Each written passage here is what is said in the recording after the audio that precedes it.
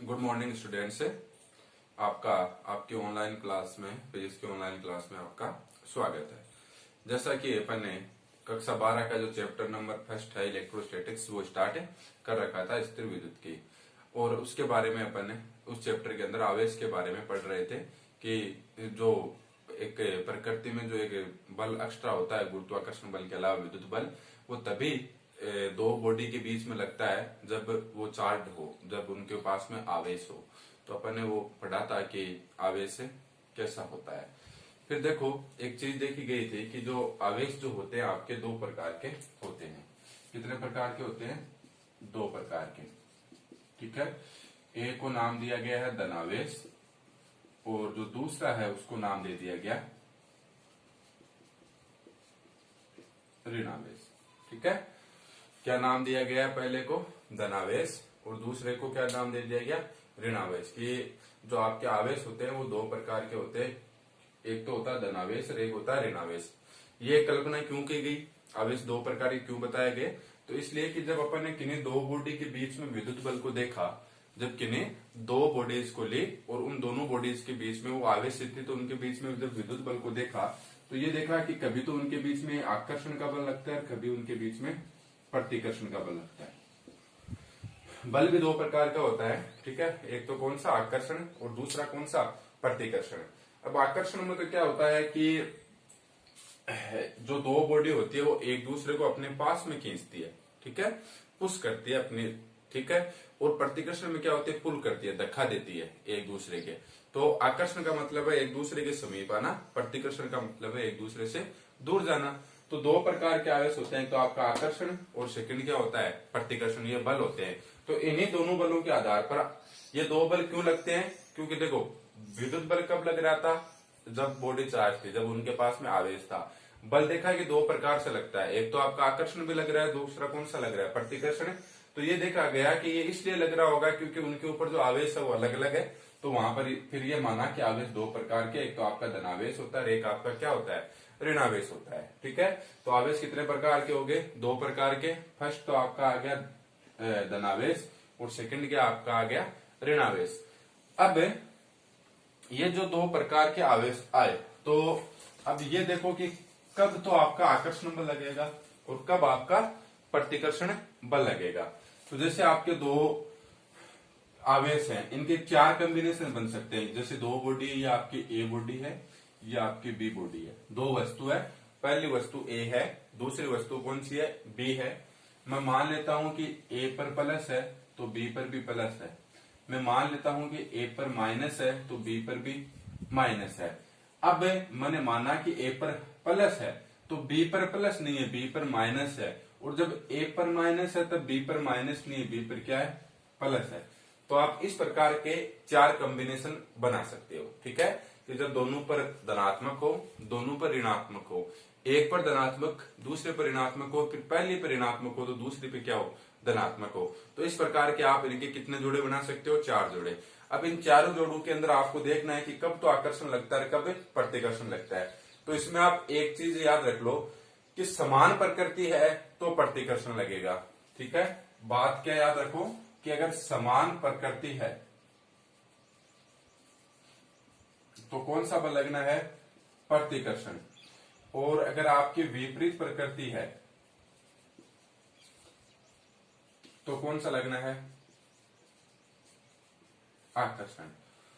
ये अपने बस एक स्टेप के अंदर ये बल बता दिए कि अगर समान प्रकृति है, समान प्रकृति का मतलब अगर दोनों वस्तुओं पर आवेश समान है। यहां पर समान का मतलब चिन्ह का मतलब हो रहा है। ठीक है, समान का मतलब या तो दोनों पर धनावेश हो या दोनों पर ऋणावेश। ये नहीं कि उनका परिमाण भी समान हो, पहले पर 5 कूलाम है दूसरे पर भी 5 कूलाम है, वो मतलब आपको यहाँ नहीं निकालना है। मतलब क्या निकाला है? समान प्रकृति होनी चाहिए कि या तो दोनों धनात्मक है या दोनों ऋणात्मक है। अगर समान प्रकृति है तो प्रतिकर्षण का लगेगा, और अगर विपरीत प्रकृति है, दोनों पर अलग अलग प्रकृति का आवेश है, एक पर धनात्मक है दूसरे पर ऋणात्मक है, तो फिर कौन सा लगना है? आकर्षण। तो ये जो चार जोड़े बने, देखो ए पर भी प्लस बी पर भी प्लस, दोनों पर आवेश क्या है? समान है, इस पर भी धनात्मक इस पर भी धनात्मक, तो ये बल कौन सा लगना है? अब प्रतिकर्षण। ये माइनस दोनों पर फिर प्रकृति समान है, इस पर भी माइनस, इस पर भी माइनस, तो कौन सा बल लगना है आपका? आकर्षण। ये प्लस ये माइनस, ठीक है, एक पर धनात्मक है दूसरे पर ऋणात्मक है, तो ये क्या करेंगे, इस पर दोनों पर विपरीत प्रकृति का है, ये धनात्मक तो ये ऋणात्मक, तो इस स्थिति में कौन सा बल लगना है? आकर्षण। और अगर एक माइनस और एक प्लस हो, अगर एक माइनस है और दूसरा क्या है? प्लस है, तो यहां पर देखो विपरीत प्रकृति है, ये नेगेटिव है ये पॉजिटिव है, तो कौन सा लगना है भाई? आकर्षण। ठीक है, तो अगर आवेश आपके समान प्रकृति के हैं तो प्रतिकर्षण लगेगा, और अगर दोनों पर आवेश अगर आपके विपरीत प्रकृति के हैं तो आपका बल कौन सा लगेगा? आकर्षण लगेगा। अब आवेश आता क्या है, कैसे है, तो इसके लिए मैंने आपको एक जो मॉडर्न फिजिक्स से अपन इसकी तुलना कर रहे थे आसानी से समझने के लिए, तो मैंने आपको बताया था कि अगर अपन किसी भी पदार्थ को अगर छोटे छोटे कणों में विभाजित करें तो उस पदार्थ का जो सूक्ष्मतम कण होता है कि उसको और आगे छोटे कणों में विभाजित नहीं कर सकते, तो वो कहलाता है परमाणु। ठीक है, कि अगर एक पदार्थ हो, अगर उस पदार्थ की मैं बात करूं तो ये पदार्थ बहुत सारे अणुओं से मिलकर बना है। ठीक है, और ये जो अणु होते हैं, एक अणु, ये परमाणु से मिलकर बने होते हैं। तो इस पदार्थ का मैं एक परमाणु की कल्पना करता हूं कि इस पदार्थ का जैसे कोई भी पदार्थ लिया, सोना चांदी तांबा, उसका मैंने एक परमाणु ले लिया। अब उस परमाणु में क्या होता है, उस परमाणु की स्ट्रक्चर ये होती है कि इसके जो सेंटर में होता है एक नाभिक होता है जिसको अपन नाभिक कहते हैं, और इसके चारों ओर इलेक्ट्रॉन क्या है? चक्कर लगाते रहते हैं।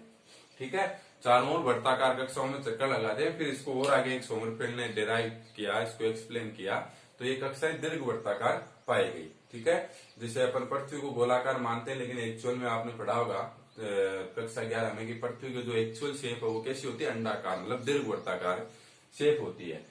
तो सेंटर में पॉजिटिव होता है, मतलब सेंटर में जो नाभिक होता है, जो समस्त जो परमाणु है उसका जो समस्त भार है, अगर मैं बात करूं उसका वजन कितना है, तो वो वजन इस नाभिक पर ही माना जाता है कि जो परमाणु है समस्त भार का है, नाभिक पर है। तो इसके केंद्र के अंदर क्या होता है? नाभिक होता है, और इस नाभिक के अंदर क्या होता है? जो समस्त पॉजिटिव आवेश है वो होता है, और उसके साथ में न्यूट्रॉन होते हैं। न्यूट्रॉन का यहाँ पर अपन जिक्र नहीं कर रहे हैं, जब इस नाभिक की संरचना पढ़ेंगे आप कक्षा 12 का पाठ नंबर 15 न्यूक्लियर फिजिक्स नाभिक भौतिकी, तब वहां पर अपन न्यूट्रॉन की चर्चा करेंगे कि न्यूट्रॉन क्यों कल्पना की गई, क्यों अपन ने न्यूट्रॉन माना, ये जो है वो आगे की चीज है। यहाँ पर आप ये देखो कि जो सेंटर होता है वहां पर पॉजिटिव चार्ज होता है, प्रोटॉन होते हैं नाभिक के पास में। हर परमाणु तीन चीजों से मिलकर बना होता है, प्रोटॉन, इलेक्ट्रॉन और न्यूट्रॉन। नाभिक में प्रोटॉन और न्यूट्रॉन होते हैं। न्यूट्रॉन की मैं जिक्र नहीं कर रहा हूं क्योंकि वो एक अनावेशित कण है, उस पर कोई आवेश नहीं होता है। और जो धनात्मक प्रोटॉन पर धनात्मक आवेश होता है वो इसके केंद्र पर पड़ा रहता है, और इलेक्ट्रॉन जो होते हैं नेगेटिव चार्ज वाले, उसकी वर्ताकार कक्षाओं में चक्कर काटते रहते हैं। अब अगर ये आपकी संतुलन अवस्था में पहले अगर जो भी है मुक्त रूप से जो भी आपका कोई एक परमाणु होता है वो कैसा होता है? उदासीन होता है। क्या होता है? उदासीन होता है। उदासीन का मतलब उस पर जो टोटल चार्ज है वो जीरो है। टोटल चार्ज की बात हो रही है, आप ये नहीं कह सकते चार्ज जीरो है, टोटल चार्ज जीरो है, चार्ज है उसके पास में। लेकिन अगर मैं परिणामी आवेश की बात करूं तो उदासीन का मतलब है कि परिणामी आवेश क्या है? वो शून्य है। चार्ज है, आवेश है, लेकिन परिणामी शून्य का मतलब है कि जितना इसके पास में पॉजिटिव चार्ज है उतना ही इसके पास में क्या है? नेगेटिव चार्ज है।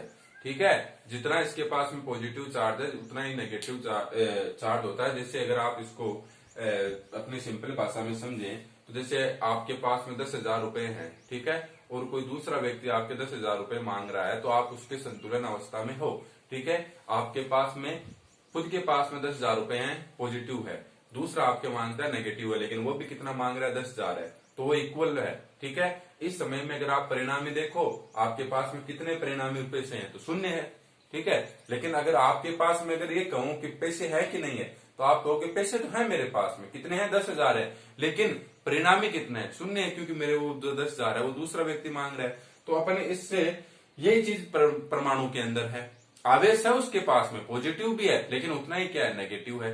अब अपन चाहते हैं कि उसके पास में कुछ आवेश आ जाए। ठीक है, तो अब आपको अगर मैं कहूं कि अब मान लो आपके पास में परिणामी रुपए शून्य है, लेकिन अब आपके पास में कैसे भी करके पैसे आ जाए, तो आप और कमा लो, 1,000 रुपए आप कमा के लाए। अब आपके पास में 11,000 हो गए, वो 10,000 मांग रहा है, 10,000 उसको दे देंगे तो भी कितने बच गए आपके पास में 1,000। या फिर क्या कर लो, कर्जा कर लो, उसकी उधारी 11,000 कर लो, उससे और 1,000 रुपए लेके आप सामान खरीद के ले आओ, तो अब आपके 11,000 मांगने लगे, आपके पास में है कितने 10,000, तो वापिस 1,000 रुपए की आपके पास में हानि हो गई। अगर आप कमा के लाए तो 1,000 रुपए का आपको लाभ हो गया, आपके पास में 1,000 रुपए प्लस में है, अगर वो मांग रहा है तो 1,000 रुपए माइनस में। उसी प्रकार इस परमाणु में होता है क्या, अगर आप ये चाहते हो कि ये जो परमाणु है इसके ऊपर चार्ज आ जाए, ठीक है, ये आवेशित हो जाए, ठीक है, तो ये क्या करो, जितने प्रोटॉन, देखो ये पॉजिटिव चार्ज आया है, ये किसकी वजह से है, नंबर ऑफ प्रोटॉन की वजह से, ठीक है, और नेगेटिव चार्ज किसकी वजह से है, नंबर ऑफ इलेक्ट्रॉन की वजह से, ठीक है, कि इसके पास में इलेक्ट्रॉन है इसलिए इसके पास में नेगेटिव चार्ज है, इसके पास में प्रोटॉन है इसलिए आप इसके पास में पॉजिटिव चार्ज है।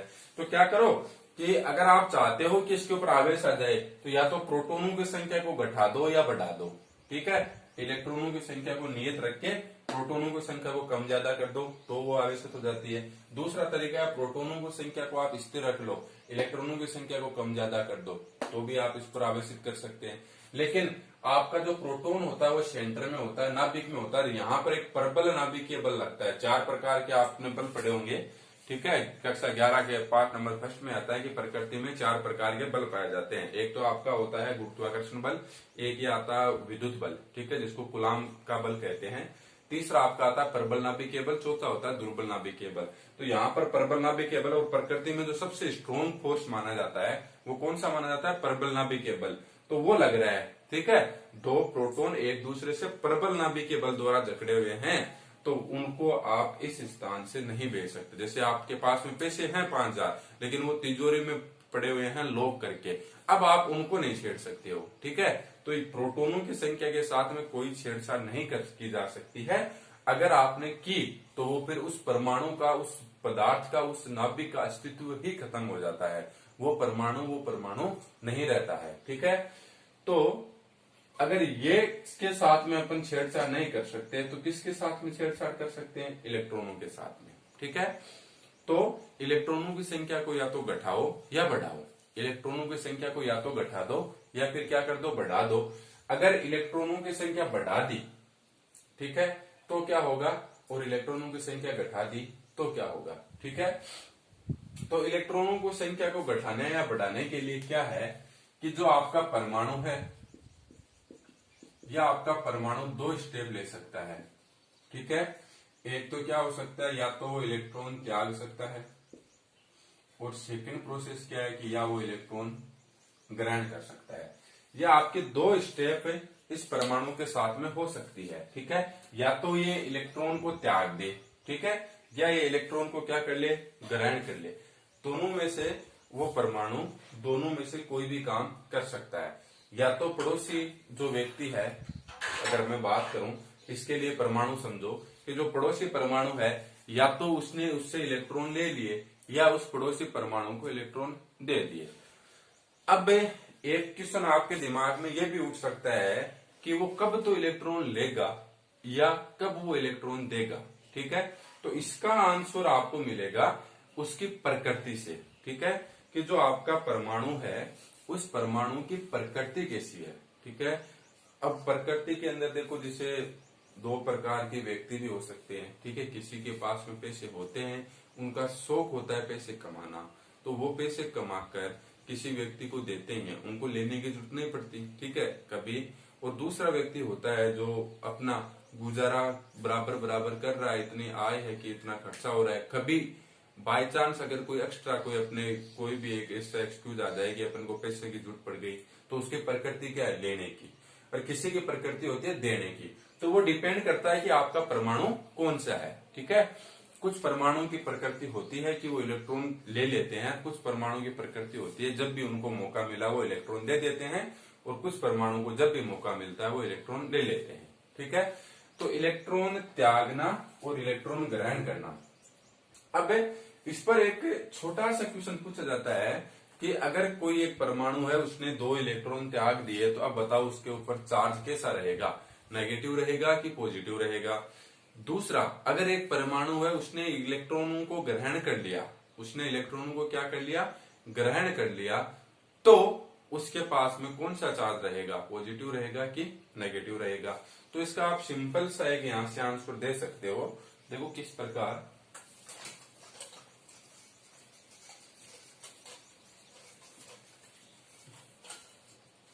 एक आपका परमाणु है, इस परमाणु के पास में चार्ज है, पॉजिटिव है और नेगेटिव है। ठीक है, एक परमाणु है, ठीक है, एक एग्जांपल जनरली ले रहे हैं अपन, उसके पास में चार्ज है पॉजिटिव और नेगेटिव। ठीक है, पॉजिटिव चार्ज होता है प्रोटॉन की वजह से, नेगेटिव चार्ज होता है इलेक्ट्रॉन की वजह से। तो मैंने मान लिया कि एक परमाणु के पास में 5 प्रोटॉन और 5 इलेक्ट्रॉन है। ये भी एक चीज ध्यान रखना, एक प्रोटॉन और एक इलेक्ट्रॉन दोनों का आवेश बराबर होता है। ठीक है, बस फर्क ये होता है कि परमाणु में प्रोटॉन के पास में पॉजिटिव रहता है, इलेक्ट्रॉन के पास में नेगेटिव रहता है। तो ये परमाणु मैं कह रहा हूं कि इस समय एक संतुलन अवस्था में है। इसका मतलब ये है कि इसके पास में जितने प्रोटॉन है उतने ही इलेक्ट्रॉन है, मतलब number of proton is equal to number of electron, ये दोनों बराबर है। इसका मतलब वो उदासीन है, परिणामी चार्ज शून्य है, कोई चार्ज नहीं है। 5 ही तो प्रोटॉन है और 5 ही इलेक्ट्रॉन है। मैं इलेक्ट्रॉनों को नेगेटिव चिन्ह से दिखा रहा हूँ, प्रोटॉनों को पॉजिटिव चिन्ह से दिखा रहा हूँ, क्योंकि परमाणु में प्रोटॉन पर पॉजिटिव आवेश रहता है और इलेक्ट्रॉन पर नेगेटिव आवेश रहता है।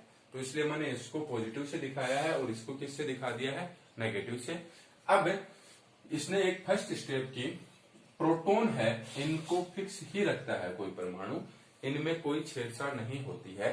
आपको अगर क्वेश्चन पूछा जाए कि आवेशन की प्रक्रिया प्रोटॉनों से संभव है, तो आपका आंसर यही रहना चाहिए, नहीं होती है। प्रोटॉनों के स्थानांतरण से आप किसी भी बॉडी को चार्ज नहीं कर सकते हो, वो केवल इलेक्ट्रॉनों के स्थानांतरण से होती है। तो ये तो फिक्स है, 5 प्रोटॉन है तो वो है, वो न तो इनको कम करता है न ज्यादा करता है। कम ज्यादा किसको करता है, इलेक्ट्रॉनों को। तो फर्स्ट मैंने स्टेप ली कि उसने इलेक्ट्रॉन ग्रहण कर लिए, यह आपकी फर्स्ट कंडीशन थी। यह मान लो ग्रहण करने वाली सेकंड कंडीशन थी। फर्स्ट कंडीशन में जितने प्रोटॉन उतने इलेक्ट्रॉन। तो अगर मैं यहां पर इसमें बात करता हूं टोटल चार्ज की, एक साइड में लिख रहा हूं टोटल चार्ज कितना है, तो प्लस का 5 माइनस का 5 कितना है, 0। ठीक है, अब इसने इलेक्ट्रॉन ग्रहण किया तो ये तो प्लस का 5 सेम रहा, इसमें कोई कमी ज्यादा नहीं हुई। इलेक्ट्रॉनों को ग्रहण कर लिया, मान लो एक इलेक्ट्रॉन ग्रहण कर लिया। अब इलेक्ट्रॉन कितने हो गए, 6। तो इलेक्ट्रॉनों पर चिन्ह किसका आता है, माइनस का। अब अगर मैं टोटल चार्ज की बात करूं तो देखो यहां से प्लस 5 माइनस 6 बराबर कितना आएगा, -1। अगर ये इलेक्ट्रॉन, थर्ड कंडीशन है, इलेक्ट्रॉन ग्रहण नहीं करके त्यागता है, इलेक्ट्रॉनों का त्यागना। ठीक है, इलेक्ट्रॉन इसने ग्रहण नहीं किए, इसने इलेक्ट्रॉन दूसरे को दे दिए, तो त्यागा। तो प्रोटॉनों की संख्या में वापस कोई कमी ज्यादा नहीं हुई, इलेक्ट्रॉनों की संख्या में एक त्याग दिया। पहले 5 थे, अब कितने हो जाएंगे, 4। अब अगर मैं टोटल चार्ज की बात करूं तो क्या आएगा, +5 - 4 बराबर प्लस का 1। तो जब इलेक्ट्रॉन ग्रहण किए तो क्या आया, माइनस का 1। इसका मतलब जब भी कोई परमाणु इलेक्ट्रॉनों को ग्रहण करता है तो उसके ऊपर ऋणात्मक आवेश आता है, नेगेटिव। और जब इसने इलेक्ट्रॉन त्यागा तो उसके पास में क्या हो गया, +1। तो इसका मतलब जब भी कोई परमाणु इलेक्ट्रॉन त्यागता है तो इसके ऊपर धनात्मक आवेश आता है, पॉजिटिव। ठीक है, तो ये आपकी 2 स्टेप होती है। अगर कोई परमाणु इलेक्ट्रॉनों को ग्रहण करता है तो उसके ऊपर कौन सा चार्ज आता है, ग्रहण कर लिया, इलेक्ट्रॉनों की संख्या बढ़ गई, मतलब नेगेटिव चार्ज हो गया। अगर कोई परमाणु इलेक्ट्रॉनों को त्यागता है तो मतलब उसके पास में इलेक्ट्रॉन चले गए, मतलब नेगेटिव चार्ज चला गया। तो नेगेटिव चार्ज चला गया तो उसके पास में अब कौन सा चार्ज रह गया, पॉजिटिव। तो उसके ऊपर नेट चार्ज कौन सा रहेगा, पॉजिटिव। तो ये एक आप स्टेप इससे समझ सकते हो कि अगर कोई परमाणु इलेक्ट्रॉनों को त्यागता है तो क्या होता है, इलेक्ट्रॉनों को ग्रहण करता है तो क्या होता है। अब इससे आपको एक चीज यहां से नोट करने की जरूरत है, या इसको आप सोच सकते हो कि कोई परमाणु या कोई पदार्थ तभी चार्ज हो सकता है, तभी आवेशित हो सकता है, जब या तो वो इलेक्ट्रॉन त्यागे या वो इलेक्ट्रॉन ग्रहण करे। ठीक है, तो किसी भी पदार्थ को आवेशित किस प्रकार कर सकते हो, या तो इलेक्ट्रॉन उससे ले लो या इसको इलेक्ट्रॉन दे दो। ठीक है, अब ये तो हो नहीं कि परमाणु अपने आप ही ले लेता है, अपने आप तो वो संतुलन अवस्था में रहता है। जब तक आप उसके पास में कोई छेड़छाड़ नहीं करोगे वो परमाणु उदासीन ही रहेगा, न धनात्मक न ऋणात्मक, दोनों बराबर है। अब आप चाहते हो कि वो चार्ज हो, उसके ऊपर आवेश आए, तो आपको क्या करना पड़ेगा, या तो इलेक्ट्रॉन ले लो या इलेक्ट्रॉन दे दो। ठीक है, तो इलेक्ट्रॉन लेने के लिए या इलेक्ट्रॉन देने के लिए, ठीक है, इसको मैं एक नाम देता हूं आवेशन। क्या नाम देता हूं, आवेशन की विधि। ठीक है, इलेक्ट्रॉन देना या लेना, इसको मैंने बोल दिया आवेशन। ठीक है, तो आप किसी वस्तु को आवेशित किस प्रकार कर सकते हो, तो आपके दिमाग में आया इलेक्ट्रॉन लेके या देके। ठीक है, तो इसका मतलब आप किस प्रकार इलेक्ट्रॉन ले सकते हो या किस प्रकार इलेक्ट्रॉन दे सकते हो। तो इलेक्ट्रॉन लेने की और इलेक्ट्रॉन देने की 3 स्टेप होती है। कितनी होती है, 3। 3 आपके जो हैं विधियां, 3 विधियां दी गई आपके सिलेबस में, घर्षण, संपर्क और प्रेरण। ठीक है, तो उन तीनों विधियों को अपन पढ़ेंगे, लेकिन आज नहीं पढ़ेंगे, वो तीनों विधियां अपन पढ़ेंगे कल। ठीक है, तो आज के लिए आपके पास में इतना ही। जो बेसिक जितना भी आवेश के बारे में होता है वो सारा आज तक अपन ने कंप्लीट कर लिया है। अब अपने जो लेक्चर्स हैं, जो अपने चैप्टर है, वो कंटिन्यूस अपन स्टार्ट करेंगे कल से। तो आज के लिए इतना ही। Good luck students, have a nice day, good luck.